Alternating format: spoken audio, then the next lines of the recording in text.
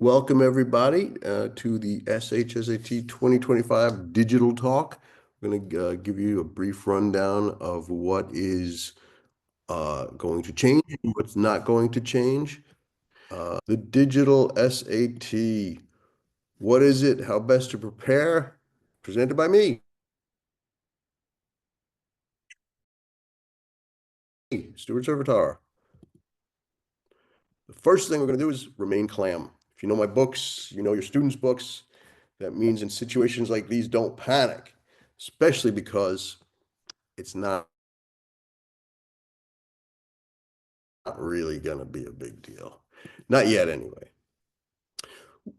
We all know now, but I wanted to make it clear that the first administration of the digital SHSAT will be this fall. So your students are the lucky guinea pigs. Lucky and unlucky. We've seen a lot of changes. I've been around, I've seen a lot of changes on the SAT, SHSAT, and the SAT over the years. And the first time students take it, scales are a little different, it's a little wonky, but that's why they're not really changing much because they don't want to make this be wonky, excuse me. How will it work? Students will be given a DOE provided computer, so everyone will have the same type of computer. Obviously, it'll be locked out of things like AI or calculators, and they'll be given it during school day or at a testing site on a weekend if they're assigned to a weekend administration, such as private school students or extended times. Well, extended time students do take it in school now. But if you get a weekend date, you'll also be given a DOE computer. Hopefully they all work great. I'm not sure, again, how this is going to happen, but who knows? Um,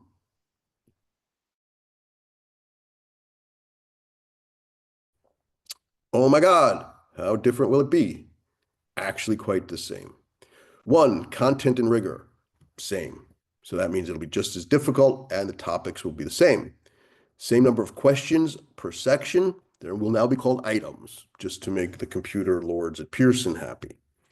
Grid-ins will still be on the math section, though there may be fewer in order to incorporate the TEIs, the new type of items that they're going to be introducing, which we'll talk about. The test will still be 3 hours if you don't have an accommodation, obviously longer if you do.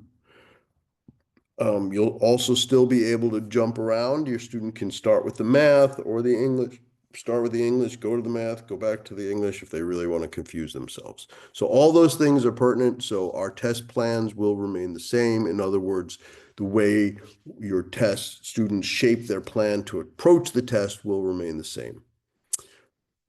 Also, there will be a paper version available for some IEPs and 504 plans. Just because you have a 504 doesn't mean you'll get that. So please check with your parent coordinator, your high school coordinator, or your district coordinator, whoever can um, clear that up for you. If you've just hopped on and your mic is on, please mute yourself. So that's what's going to be the same. But honestly, there must be some differences. And yes, there will be. Some of them will be good.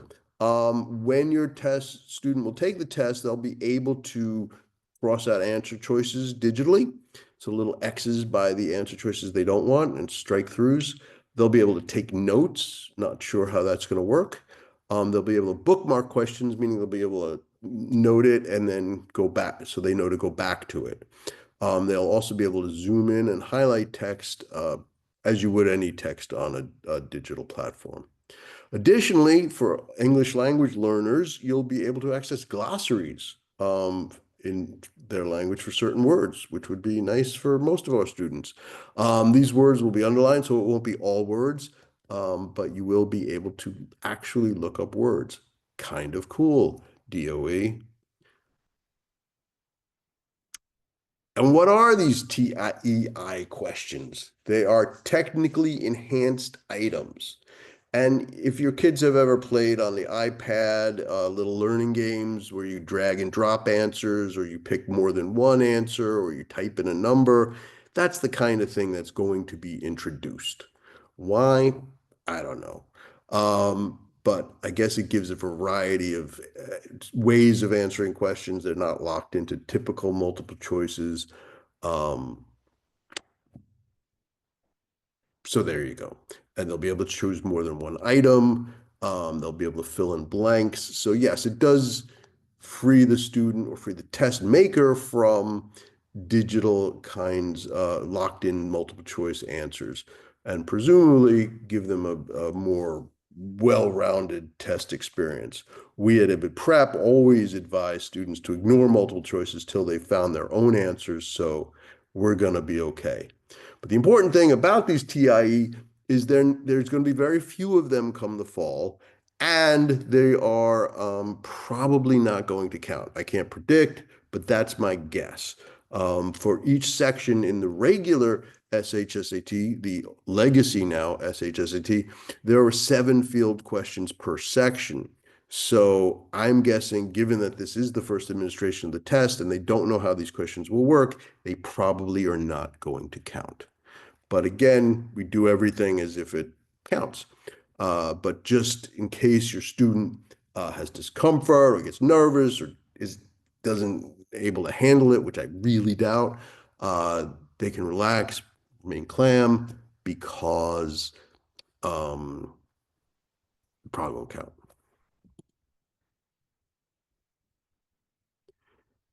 And what about 2026? Well, then TEIs are going to be more fully introduced to the test, and the test is going to become adaptive. What does that mean?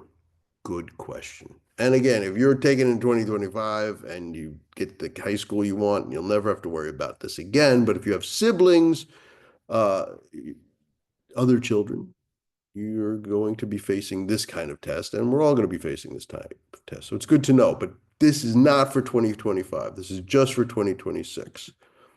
So the TEIs, the technically enhanced items, will be introduced, and the test itself will become a computer adaptive test, a CAT, hence the icon. So per question, as opposed to the adaptive SAT we see now, per question, you are going to be, your child's going to get a different next question, preceding question, based on how they perform on the question itself. So if they have a moderately difficult question and they don't do well, they get it wrong, they're going to get either another moderately difficult question or an easier question. If they get it correctly, they will step up a bit. Very important to teach your kid that doesn't mean if they think they shouldn't worry about the difficulty of their question. In other words, we've been doing this with the IC for years. If they get a question that they think is easy, it doesn't mean the last one was wrong. It might just be easy to them. If it is really easy, then they get the hint that the last one was wrong. It does not mean the test is over. It just means they got a wrong question, which happens to everyone, and nobody gets 100 on this test. So we're going to have to work hard in 2026 to prepare them for that whole mentality, which I believe adds another level of torture to this test. I also don't understand why they are making a test that's meant to be enriched in the first place adaptive. In other words, you need, sorry, if you have your mic on, please mute. If you have students taking a test to get into specialized high schools to begin with, it is it is an advanced test. I don't understand why they're going to be stratifying it even more. But nobody asked me.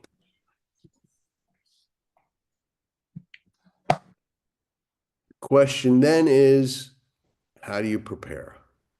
And do what you're doing with us. Continue prepping as normal.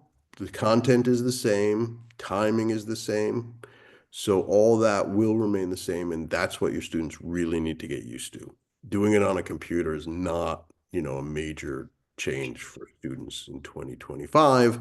They've been taking tests with us online. It'll be a different style, but it's not going to be anything very different from what they're facing now. Continue taking the old style practice test with us this spring and over the summer. Have your students familiarize themselves with the new tools. We will be in the document we'll share with you if you put your email in the chat and through MailChimp, we will be giving you links that will show you how these tools work, what the new TEI questions look like. So you're ready. And, you want to make sure they're familiar with them now and again in the fall. And we'll be doing, in our classes and our one-on-ones, we'll be running through that as well. But again, not a big deal. And lastly, in the fall, we will start giving our own digital SHSATs. So your students will be welcome to take those with us. Uh, Usually we do it en masse at MS54. We hope we'll be able to do that again this fall. I don't see why not, but you never know. But you'll have to bring your own laptops and pads or whatever, but we will be offering digital SATs in the style of the new digital SAT. So that is how we should prepare. Continue doing what you're doing, familiarize yourself with the few new changes that they'll be confronted with, and just keep on going.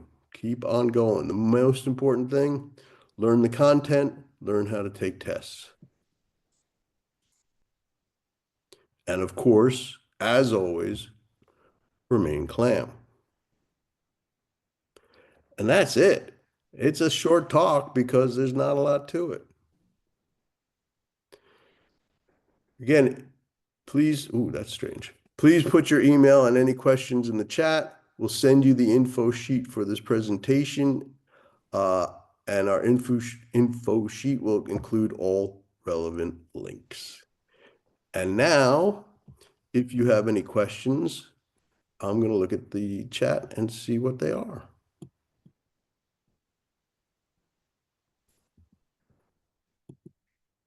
All right. Oh, lots of great emails. Given that it will be digital, will scores be known right away? Oh my. We're still dealing with the DOE. The process is not, the scores are not delayed as much as they are 4 or 5 months because of the scoring process. It's connecting it to the entire high school placement system. And the fact that we're dealing with a large bureaucracy. So my guess is this will not shorten the scoring, the finding out your score process at all. Are they going to be practicing the digital version in IBID prep? As I mentioned toward the end of the talk, but I have been talking quickly. Yes, we will have a digital version of 3 digital tests ready by the fall. We're going to continue with the regular tests for now. We don't want to rush into it. But in the fall, they'll be taking the real thing. They'll be bringing in their laptops or pads or whatever they have, although they'll be getting a DOE computer when they take the real thing, but obviously we cannot provide that. Any other fantastic questions? Will you be designing the new fall adaptives or outsourcing that? We will be designing that test ourselves if all goes well. We may bring in some heavy hitters if need be, but we're trying to do that in-house. Good question.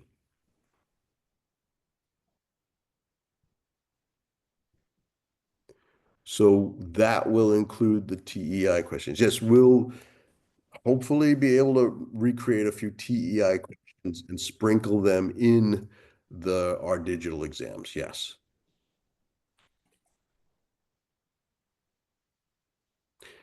What should you do in the summer if they're on summer break from IBID?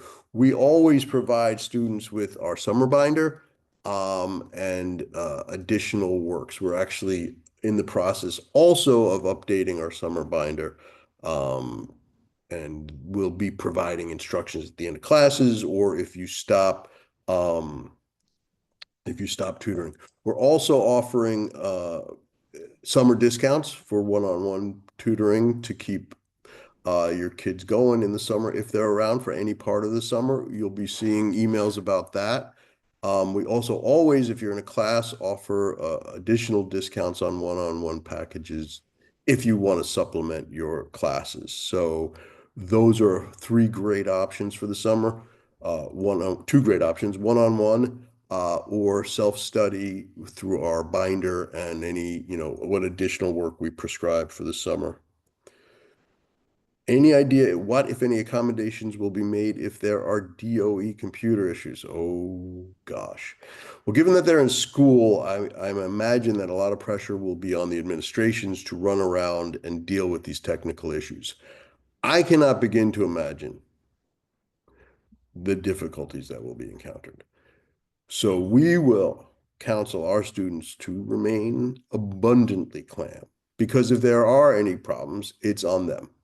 I don't want students worrying, that they're losing time, that something will not be scored. I just want them to be confident that it'll all be resolved, and if not, they'll get another shot at the test. That's the only thing we can do on our end. Great question, though.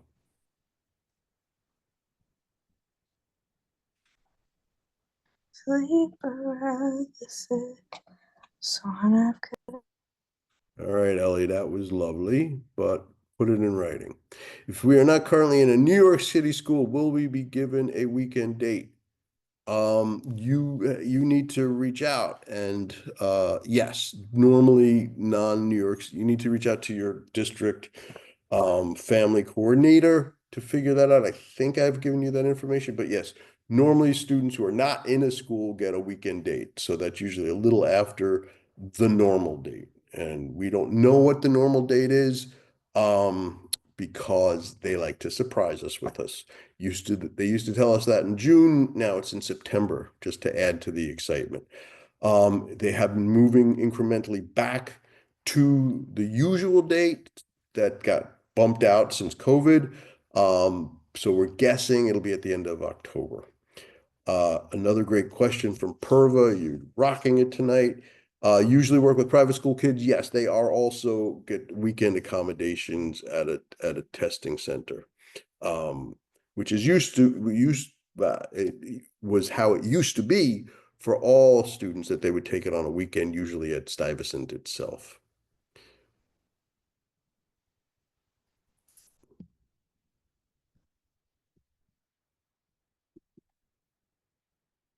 And again, if you jumped on late, please give us your email so that if you want the information sheet from tonight with all the relevant links, that'll help you and your student familiarize themselves with the look of these TEI questions and more information about how it works.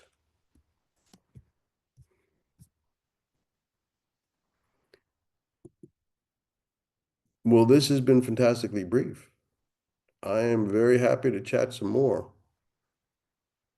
Any further questions?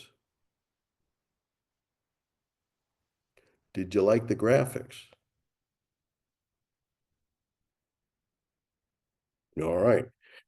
So remember, oh yes, Perva, there is ever only one SHSAT date available. That's what makes this test so nerve-wracking. Um, yeah, you get that one date. There are makeups for extenuating circumstances if you get sick the day of, but just don't. Thank you, Alina. Remember, look for the informational sheet, look for summer discounts, look for general one-on-one discounts if you're from a class. Um, Also, next week, I'm going to be holding office hours.